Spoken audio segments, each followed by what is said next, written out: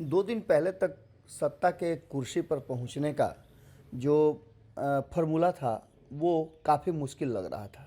ऐसा लग रहा था कि आंकड़ों का जुगाड़ नहीं हो पाएगा। लेकिन जैसे ही लालू प्रसाद का फॉर्मूला काम करना शुरू किया, आंकड़े आसान होते चले गए और कुर्सी और नज़दीक नज़र आने लगी।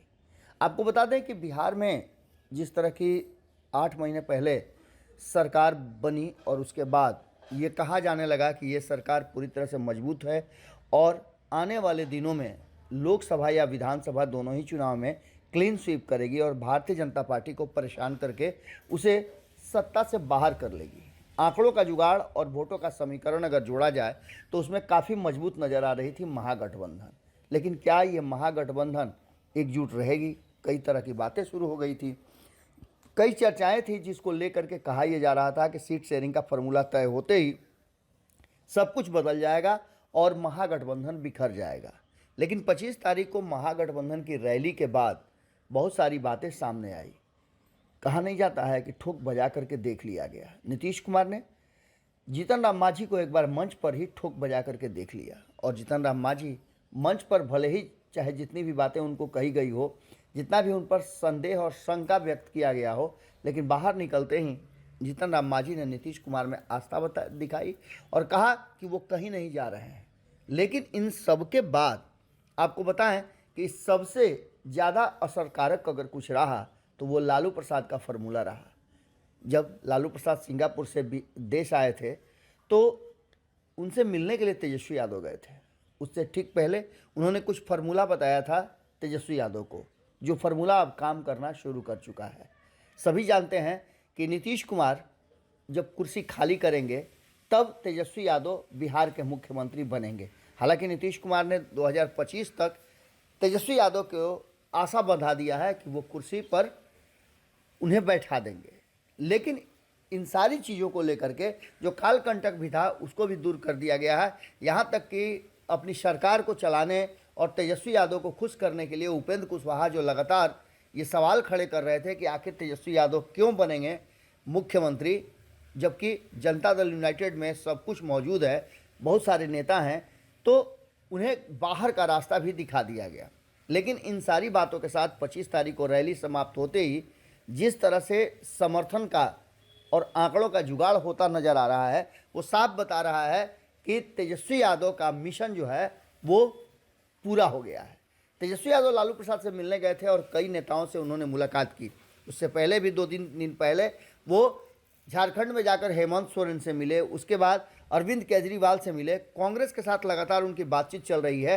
हालांकि कांग्रेस इस बात को स्वीकार करने में अभी भी तैयार नहीं है कि नीतीश कुमार को प्रधानमंत्री का उम्मीदवार माना जाए। इसके ठीक पहले आपको बता दें कि जब वाम दलों की रैली चल रही थी, वाम दलों का अधिवेशन चल रहा था, तो उस मंच से गरजते हुए नीतीश कुमार ने एक संदेश दिया था कि जिसे जो बनना है बने, मुझे कुछ नहीं बनना है, मेरा सिर्फ और सिर्फ मकसद है कि विपक्षी एकजुटता को एक जगह ला करके और भारतीय जनता पार्टी को सत्ता से बेदखल करना।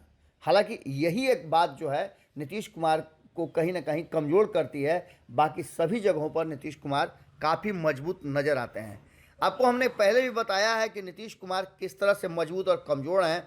नीतीश कुमार अपने कार्यों को लेकर के, अपने जो उनके योजनाएं हैं, रणनीति है, उस रणनीति को लेकर के सुशासन बाबू की छवि के लिए जाने जाते हैं। उनके साथ पक्ष में जाता है 17 साल का उनका बेदाग शासन और इसके साथ साथ समर्थन भी। अगर कांग्रेस नहीं मानती है तो ऐसी स्थिति में तीसरा फ्रंट बन सकता है। लेकिन नीतीश कुमार ने कई बार कहा है कि वो मेन फ्रंट बनाना चाहते हैं। कई ऐसे क्रांतिकारी कदम हैं जिसको लेकर के नीतीश कुमार की वाहवाही होती है। ललन सिंह जब से फ्रेम में आए हैं और नीतीश कुमार के फैसलों में, या कहा जाए पार्टी के फैसलों में अपनी बातें रखते हैं, तब से नीतीश कुमार के लिए बहुत ही रास्ते खुल गए हैं। नीतीश कुमार के कार्यों में सड़कों का कायाकल्प, शराबबंदी, हर घर नल का जल, जल जीवन हरियाली, महिला सशक्तिकरण, पर्यटन स्थलों का विकास, उसके साथ साथ कई ऐसे निश्चय हैं जिसमें कहा जाता है कि नीतीश कुमार के 7 निश्चय हैं। बाल विवाह से लेकर के दहेज प्रथा तक का उन्मूलन करना, ये सब कुछ नीतीश कुमार के कार्यों का हिस्सा रहा है। अपने 17 साल के बेदाग शासन में देश के सबसे ज़्यादा अधिक समय तक शासन करने वाले और बेदाग छवि वाले नेता के रूप में देखे जाते हैं। 25 तारीख की रैली के बाद जहां एक तरफ कांग्रेस ने कहा है कि वो हर तरह की कुर्बानी देने के लिए तैयार है, तो वहीं आपको बता दें कि फुल समर्थन में राष्ट्रीय जनता दल नीतीश कुमार के साथ खड़ी नजर आ रही है, क्योंकि उसे भी नीतीश कुमार के कुर्सी खाली होने के बाद ही उसे कुर्सी मिलता हुआ दिखाई दे रहा है। बातें चाहे जो भी हों, लेकिन इतना तय है कि देश में अगर नरेंद्र मोदी के समकक्ष या उनके विरुद्ध में किसी नेता का नाम सबसे ज़्यादा मजबूत होता आ रहा है तो उसमें नीतीश कुमार का नाम सबसे ऊपर है। और 25 तारीख की रैली के बाद ये दिखाने में भी, जताने में भी कामयाब रहे हैं। अब देखना दिलचस्प होगा कि मायावती से लेकर के ममता बनर्जी तक और ममता बनर्जी से लेकर के अखिलेश यादव से लेकर के उद्धव ठाकरे तक, ये सब किसके साथ खड़े होते हैं।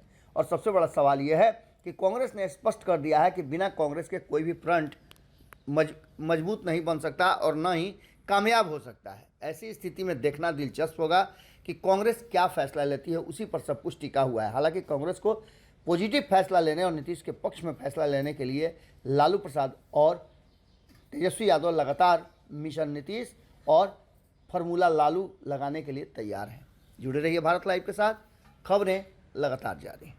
अगर ये वीडियो पसंद आई और वह बिहार के राजनीति और बिहारियत से सरोकार रखेनी तो सब्सक्राइब बटन दबा के चैनल के सब्सक्राइब कर ली। ओजे एगो घंटी बा, ओकरा बटन दबा देला से कुल सटीक और मारक खबर रुआ मुफ्त में मिल जाई।